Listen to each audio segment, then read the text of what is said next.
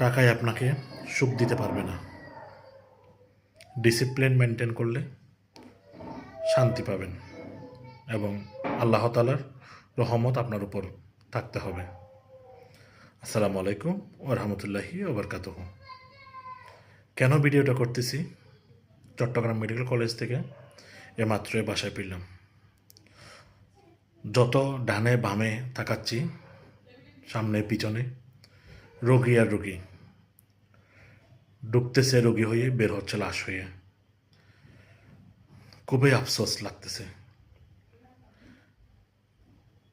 অসুস্থ হব উপরওয়ালার ফরমান, সেটা ঠিক আছে, কিন্তু কিছু কিছু রোগী শুধু ডিসিপ্লিন মেনটেন না করার কারণেই অসুস্থ হয়ে পড়তেছে। তাদের জন্য খুবই দুঃখ লাগে এবং খুবই আফসোস লাগে। আসুন আমরা সুন্দর চলি, সুন্দর ডিসিপ্লিন মেনটেন করে চলি, ইনশাল্লাহ আমরা সুস্থ একটা জীবন পাবো। একজন রুগী দেখে আসলাম, আমার কাজিন, আমার জ্যাঠাতো ভাই খোরশেদ আলম মহসিন। তিনি কিডনি রোগে আক্রান্ত বেশ কিছুদিন, সাথে কয়েকদিন আগে থেকে হয়েছে নিউমোনিয়া। আরেকজন হচ্ছে আমার কাজিনের ছেলে মোহাম্মদ আবিদ, তার হচ্ছে নিউমোনিয়া। সবাই তাদের দুজনের জন্য দোয়া করবেন, মহান রাব্বুল আলামিন তাদেরকে যাতে দ্রুত সুস্থতা দান করেন। তো আপনাদেরকে বলবো ডিসিপ্লিন মেনটেন করে চলুন। যেমন বাচ্চা অসুস্থ হচ্ছে, নিউমোনিয়া হচ্ছে কেন? ঠান্ডা থেকে।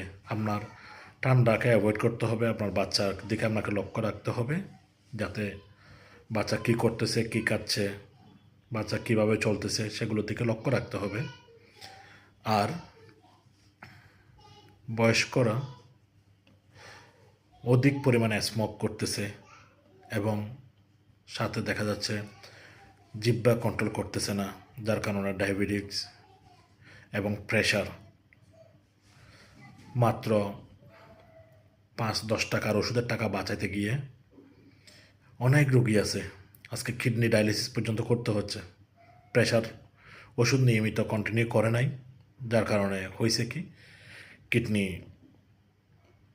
অচল হয়ে গিয়েছে। আজকে কিডনির পয়েন্ট বেড়ে গিয়েছে, কিডনি ড্যামেজ, কিডনি ডায়ালিসিস করতে হচ্ছে।